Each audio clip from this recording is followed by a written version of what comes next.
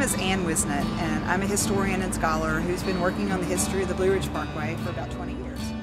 Asheville had a huge role in the coming of the Blue Ridge Parkway to western North Carolina. And we're talking about this today as a part of a digital archiving and history project being done out of the UNC libraries. And the project is called Driving Through Time, the Digital Blue Ridge Parkway.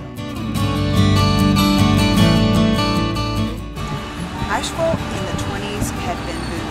And you can see behind me here the Grove Arcade, built in the 20s as a shopping mall by a man named E.W. Grove.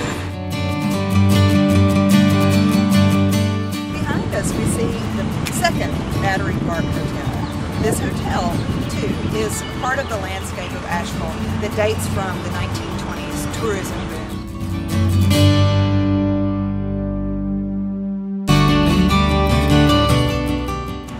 Asheville was in a terrible state. They had put a lot of the city's money into a big regional bank called Central Bank and Trust. And Central Bank and Trust, meanwhile, they had a lot of loans out on land and property which people had been buying up during the 20s land boom that accompanied the tourist boom during that decade. Then comes in the Blue Ridge Parkway, and the city leadership in Asheville, the business community, the people that had promoted Asheville as the land of the sky, the place where you would want to come, live, invest, vacation.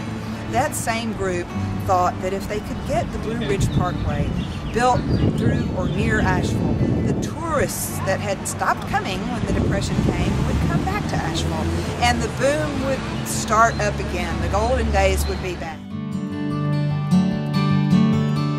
In 1934, after a pitched battle in Tennessee about different routes proposed for the parkway, Asheville lobbied people close to Franklin Roosevelt and close to the Secretary of the Interior and convinced them to build the parkway near Asheville rather than in East Tennessee, as had also been proposed.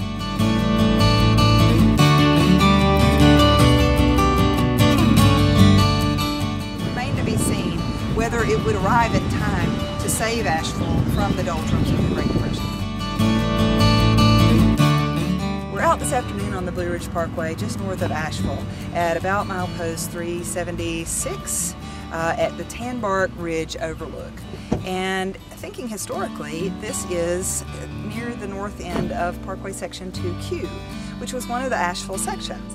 Did the Blue Ridge Parkway bring the revival to Asheville that the citizens and the business leaders in the 1930s hoped it would bring?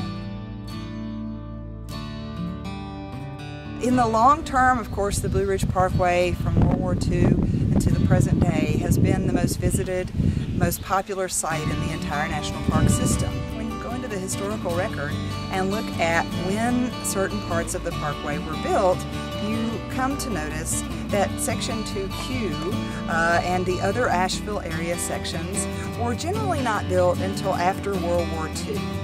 So they were not of much help to bringing tourists back to Asheville during the Great Depression when times were hardest. It was 20 years after the Depression before the parkway actually arrived in Asheville.